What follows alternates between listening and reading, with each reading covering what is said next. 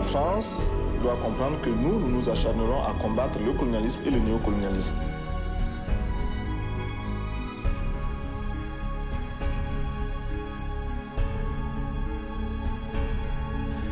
Notre histoire continue avec l'arrivée au pouvoir de Thomas Sankara.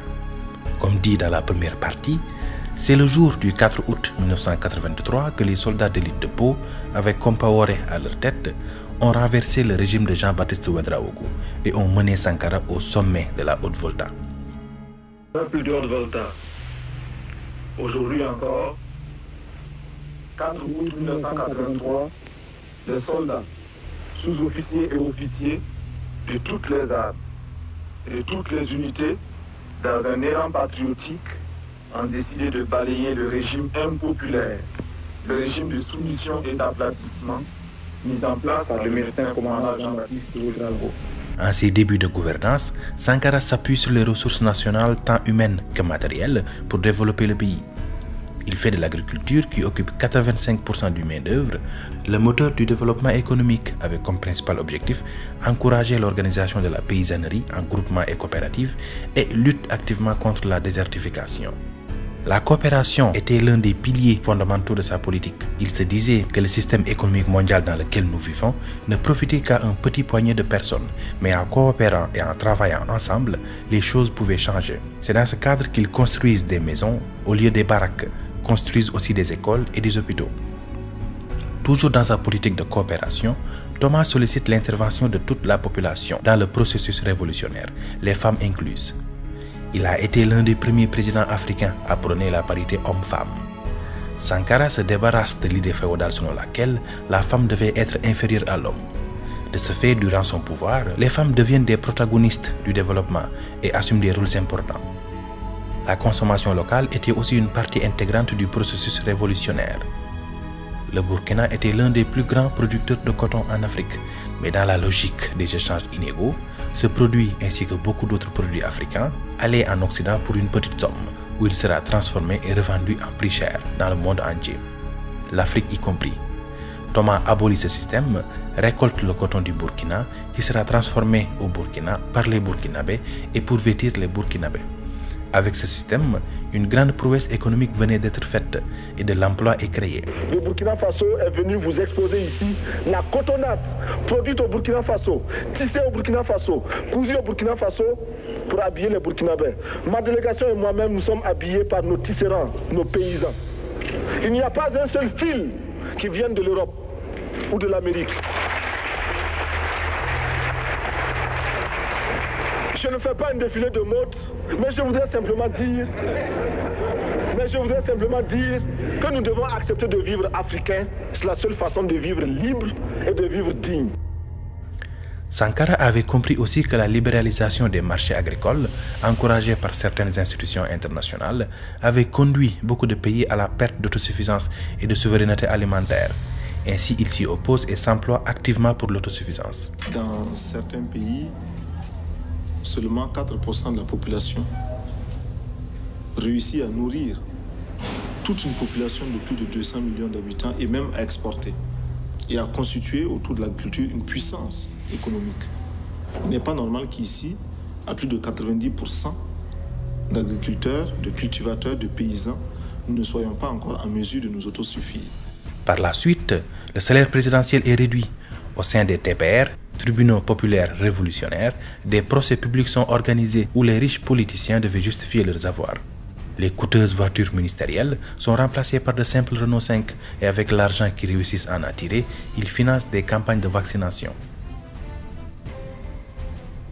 Lui-même et sa femme louaient une maison modeste parce que, selon ses dires, le président d'un pays pauvre, les politiciens d'un pays pauvre ne pouvaient pas être riches.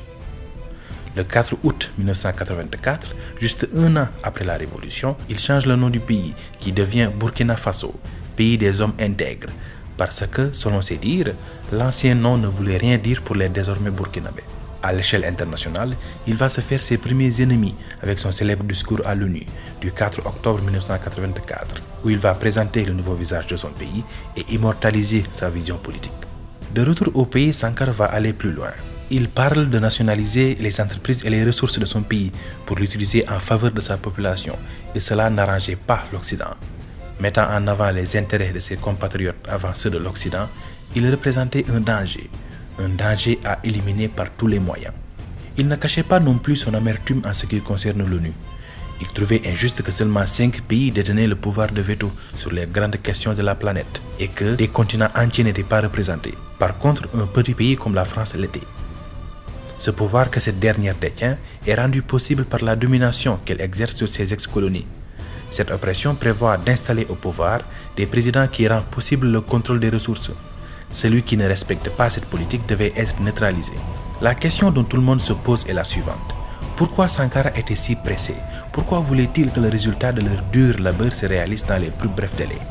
Parce que tout simplement, il savait que le poids croissant de la finance et de la technologie créait des écarts de plus en plus grands entre le monde occidental et l'Afrique.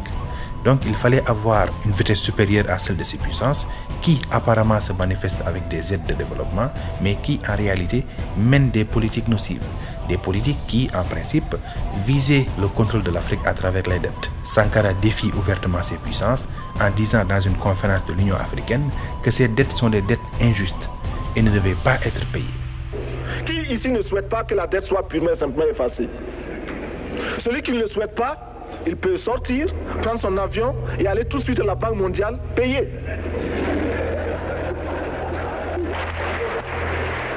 Avec le soutien de tous, nous pourrons éviter de payer. Si le Burkina Faso tout seul refuse de payer la dette, je ne serai pas là à la prochaine conférence. Et effectivement, il ne sera pas là, car 3 mois plus tard, il sera assassiné.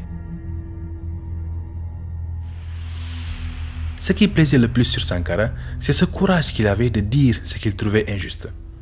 Monsieur François Mitterrand, des bandits comme Jonas Savimbi, des tueurs comme Peter Botha ont eu le droit de parcourir la France si belle et si propre. Ils l'ont taché. Ils l'ont taché de leurs mains et de leurs pieds couverts de sang. Et tous ceux qui leur ont permis de poser ces actes en porteront l'entière responsabilité ici et ailleurs, aujourd'hui et toujours. Avec ces propos, il venait de franchir une limite. C'est un homme un peu dérangeant, le président Sankara. Hein? Non, c'est vrai, il vous titille, il pose des questions, quoi. Avec lui, il n'est pas facile de dormir en paix. Il ne vous laisse pas la conscience tranquille. Et je trouve que dans un certain nombre de ses jugements, il a le tranchant d'une belle jeunesse et le mérite d'un chef d'État totalement dévoué à son peuple. Et moi, j'admire ses qualités qui sont grandes, mais il tranche trop aussi. Il va plus loin qu'il ne faut, à mon avis, hein, qui me permettent de lui parler du haut de mon expérience. Derrière cette image d'ange qu'on donne souvent à Thomas Sankara, il avait quelques défauts. Selon certains dires, Thomas avait l'habitude de décider seul. D'autres témoignages s'accordent sur son impatience, son excentricité et son caractère improviseur. Un tel comportement ne pouvait durer longtemps sans avoir des conséquences sur l'unité des 4 dirigeants de la Révolution. Bien qu'étant autoritaire dans le travail, Thomas s'est toujours efforcé à montrer à ses collaborateurs que la révolution est là pour servir et non pour se servir. Mais en empêchant à certaines personnes de son entourage de jouir des plaisirs du pouvoir et en refusant que l'ancien colonisateur prenne le contrôle de l'économie, Thomas Sankara commence à se faire des ennemis au sein du CNR, ou du moins les ennemis commencent à augmenter, car des ennemis dans son propre camp, il en a toujours eu. C'est ce qui conduira à son assassinat le 15 octobre 1997. Mais pour comprendre les motifs de son assassinat, revenons sur le coup d'État du 4 août 1983 et analysons en détail les crises qui ont secoué le CNR. Quelques instants avant le putsch, un dialogue avait eu lieu entre Thomas et le président Ouédraogo. De ce fait, Thomas, sachant que les soldats d'élite de Pau étaient en route, envoya un émissaire pour les arrêter. Mais c'était trop tard. Les soldats d'élite du Centre national d'entraînement commando, avec à leur tête le capitaine Blaise Compaoré, prirent le pouvoir. Le putsch réussi, il fallait désigner un président et définir les orientations politiques du nouveau pouvoir. L'homme orchestre, le héros de la résistance, était le capitaine Blaise Compaoré. Mais au moment de jouir des fruits de son putsch, Blaise refusa, peut-être par peur de représailles, parce que toutes les attentions étaient sur Thomas Sankara. Au cours de cette même première réunion, le Parti africain de l'indépendance, le PAI, grand acteur civil du putsch, parla de révolution et imposa la révolution. Par la suite, Thomas fut choisi pour devenir le président du CNR. Un putsch hâtivement préparé sur le plan politique. Un putschiste qui fuit ses responsabilités. La nomination d'un non-putschiste à la tête de l'État et des militaires obligés de rester sous la tutelle idéologique des civils. C'est donc dans ce désordre que fut créé le CNR. Devant la manque d'organisation et d'entente au sein du CNR, Thomas passe à l'improvisation. Plus on avançait, plus le capitaine Sankara dominait civil comme militaire au sein du CNR. La guerre des numéros avait déjà commencé. Le numéro 1 écrasé de son charisme et de sa personnalité, les autres numéros à l'intérieur comme à l'extérieur du pays. Une jalousie naissait alors au sein des cadres de la Révolution. Sans une véritable union idéologique, mais plutôt unis par une amitié fragile, des scissions commencent entre les héros de la Révolution. En plus, les CDR, constitués de jeunes inexpérimentés, dont leur but était de défendre la Révolution, commettaient beaucoup d'exactions et cela a fait naître une sorte de désenchantement au sein d'une partie de la population. Arrivé à ce point, l'éclatement du CNR n'était qu'une question de temps. Le déclenchement du compte à rebours de la fin du CNR eut lieu le 4 juillet 1997.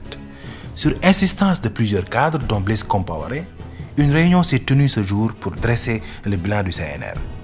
La plupart de ceux qui prirent la parole avaient quelque chose à reprocher au président du Faso. Les critiques furent tellement virulentes qu'à un moment, le bureau de séance proposa sa démission. Dans ce débat mené seulement par des civils, le silence des trois autres de la Révolution laissait entendre que ce sont ces derniers qui tiraient les ficelles dans l'ombre. Dès lors, deux camps se formaient. D'un côté, nous avons le camp de Sankara soutenu par l'ULCR, Union de lutte communiste reconstruite, qui était pour une pause de la Révolution, pour intégrer chaque Burkinabé dans le processus révolutionnaire et la mise en place d'un parti d'avant-garde qui allait réunir toutes les différentes fractions. Et de l'autre côté, nous avons le camp de Blaise Compaoré, soutenu par le GCB, Groupe communiste burkinabé, le UCB, l'Union des communistes burkinabés, et l'ULC, Union de lutte communiste, qui désirait un parti communiste unique de type soviétique ou chinois où ils allaient devenir les maîtres à penser. En septembre 1987, Blaise Compaoré était devenu l'homme fort du CNR, recevant plus de soutien que Sankara. Avec cette donne, il n'était plus question de permettre au président du CNR de procéder aux réformes qu'il ambitionnait. Car si Thomas Sankara avait dépassé le cap de 1987, il n'était plus évident que l'on puisse le faire partir. Il avait prévu une augmentation des salaires des fonctionnaires en fin d'année, une véritable pause dans les projets révolutionnaires, la reprise effective des fonctionnaires licenciés, et si toutes ces mesures avaient pu être prises, il était évident qu'il serait impossible de se débarrasser de lui. Face aux rumeurs de coup d'État, Thomas tenta de renforcer sa sécurité qui dépendait de son numéro 2, Blaise Compaoré. Le 14 octobre, la veille avant son assassinat, Thomas Sankara convoqua un conseil des ministres. À l'absence de Blaise, le conseil ratifie le FITMAT, force d'intervention du ministère de l'administration territoriale et de la sécurité, une sorte de police anti-coup d'État. Le jour suivant, avant que le FITMAT soit mis en place, aux environs de 16h30, Thomas Sankara est assassiné au cours d'une réunion avec ses compagnons. Après le coup d'État sanglant, on apprend que le pouvoir est désormais aux mains de Blaise Compaoré. Très vite, Blaise mit fin au CNR et instaure le FP, le Front Populaire, qui devient le nouveau organe qui va diriger le pays et qui se fixe comme objectif de rectifier les dérives du CNR. Dans la première déclaration du nouveau pouvoir, une grande campagne de diffamation est mise en place. Par la suite, l'on apprend à la radio que Thomas avait planifié un complot le 15 octobre à 20h, dont l'exécution devait aboutir à la liquidation des trois autres chefs de la Révolution.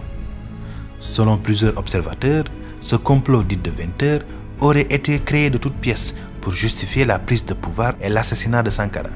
Il est clair aussi que le nouveau homme fort du Faso aurait pu bénéficier de l'aide venant de l'extérieur, car son prédécesseur menait une politique anti-impérialiste qui dérangeait certaines puissances.